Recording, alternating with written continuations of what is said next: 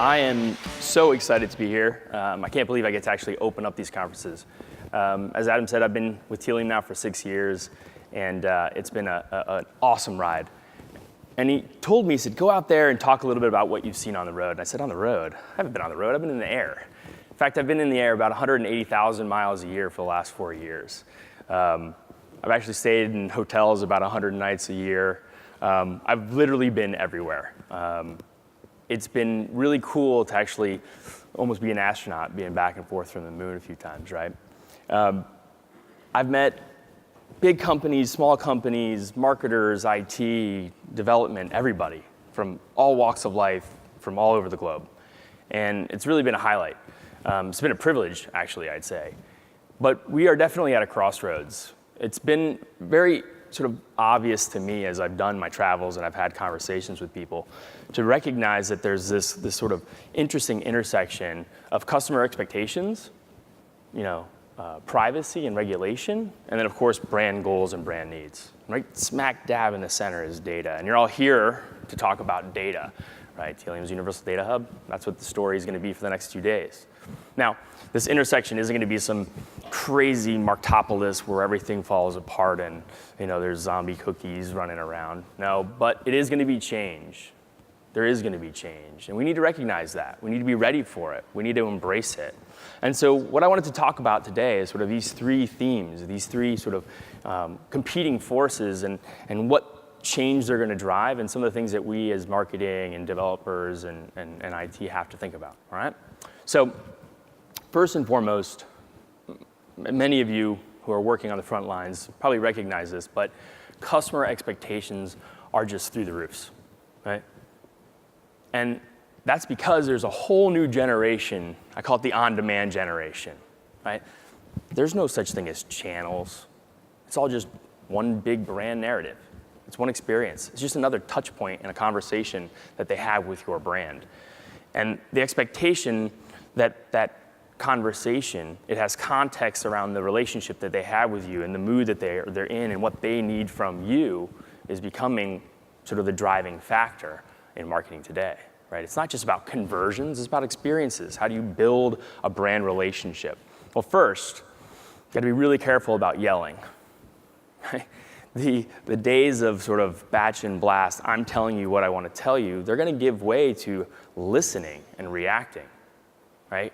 To create a relationship is a two-way street, right? You have to have a conversation. Dare I say, our consumers in this new world, they want to participate in that conversation, right?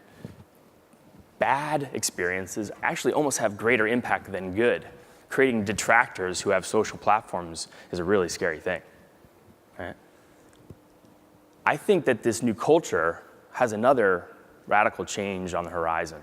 This new culture of delivered experiences and delivered content where it just shows up on demand changes my mentality. I don't have to seek information. I don't have to search for content. It just shows up. Think about what that means for us.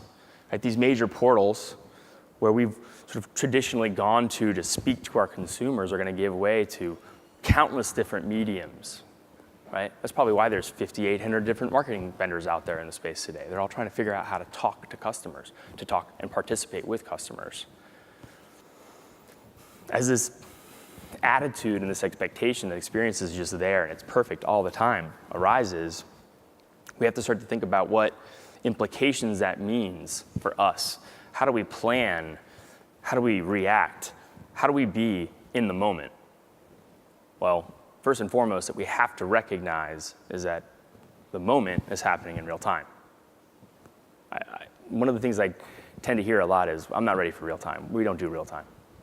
But that's when the moment happens, right? You can't just expect somebody to wait for you to communicate to them, right? It's happening now. You have to be in that moment. You have to create that conversation when it arises, when they want to, right? This is gonna be a great opportunity and also a technical challenge. The other big thing that I see is privacy has become a household conversation. Really in the course of the last, I'd say, decade, it hasn't been really at the forefront. But it is. It's becoming more and more of a household conversation, something that my parents and my friends actually ask me about. What do you do with data? You're one of those shady marketer guys. That's what they usually tell me, right? But what is data? Data actually comes from a Latin word, which means to give. It's something given. It's something entrusted, right? Consumers, prospective consumers, they're giving you information and they entrust you with it. And it made me remind about this story. About 6 or 7 years ago, I was at a conference, and it was really the first time I heard privacy become a true conversation in the ad tech space. And there was a lawyer, and I won't name his name, but he had this really interesting story about going to the store and buying a gallon of milk. And he said, look, if you go to the store and you buy a gallon of milk and you walk out, is it a public or is it a private act? And most people said, well, it's probably a public act. I said, what if you buy the same gallon of milk, but you're sitting in your robe on your computer? Is it a public or is it a private act? Everyone kind of gets a little wishy-washy. Well, it's just a gallon of milk. It's no big deal. It's a public act. But what if you're buying something a little bit more private? Well, suddenly, that's that's private. That's something that not everyone needs to know. Right? Our space has redefined what privacy is and what it means. Our ability to track, our ability to aggregate data and to persist it, right? To actually know that there's a long list and journey of things that somebody has done and build a profile. That's redefined privacy. Right? Challenges that never really existed now suddenly do. And all of us, shame on us, we've really been bad stewards. Right? I think at some points we've probably forgotten to stop and think, would I want someone to have done that with my data? Okay? And there's no shortage of this being in the news today, and I don't even need to name names, right? But everywhere you look, there's breaches or mistrust, right? There's frankly just not trust in this special data that's given. And it has not gone unnoticed. I'm not going to bore you all with legalese around GDPR. If you don't know what GDPR is, figure it out by May. And I think there's going to be a couple good sessions on that later today, right? But look, the precursors to this change and to this redefinition, they've long been coming. Consumers have advocacy groups. They're adding ad blockers. The big publishers and the big providers of hardware, right? They're locking down the hatches, maybe not as much as they should. Right? Governments are now involved. And then how many are you in IT and in the technical side of the house? Yeah, a handful. I bet your policies have really ratcheted down and your InfoSec docs have gone from 200 questions to 800 questions. I know because my team has to answer all of them, right?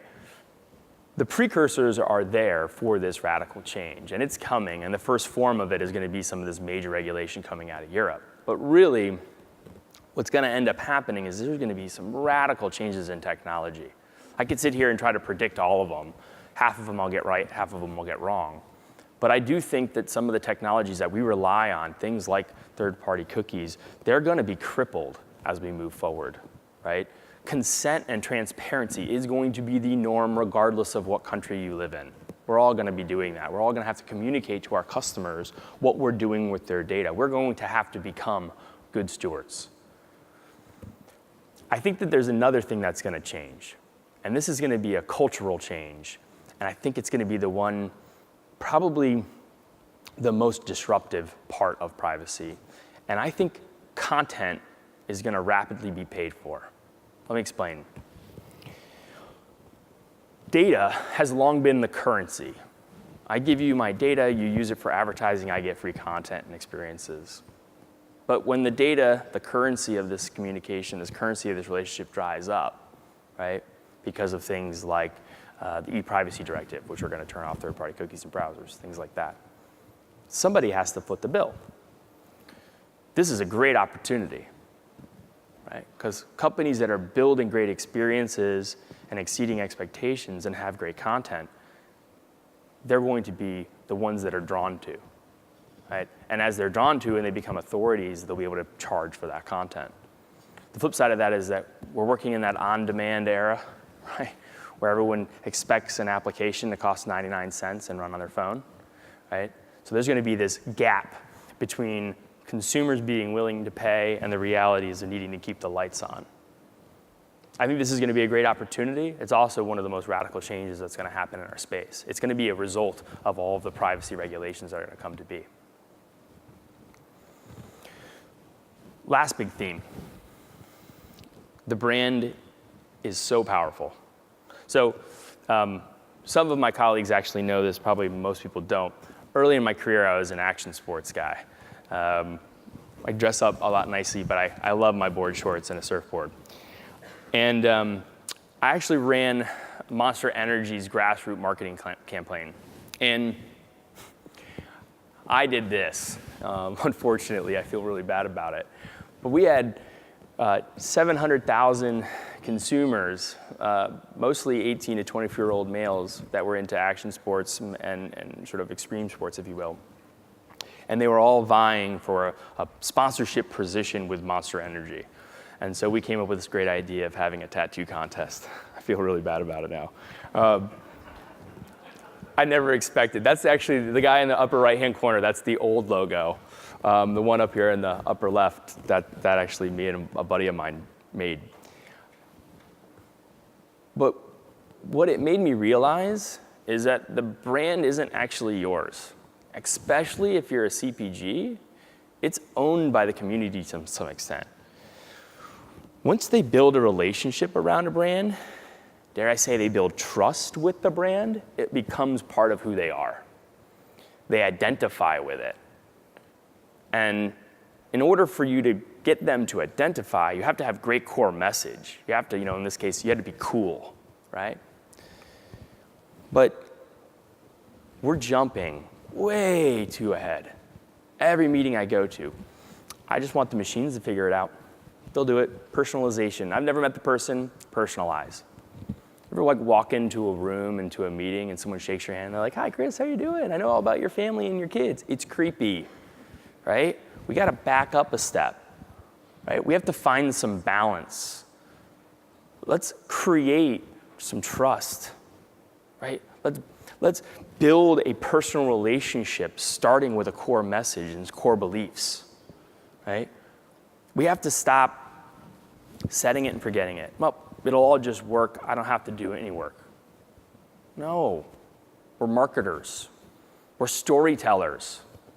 That's the beauty of what we do. It's a great mix between creativity and technology, right? We have to get back to some of those basics. We have to build foundations that are rooted in real-time, in-the-moment expectations. Foundations that are rooted in trust and good stewardship of data.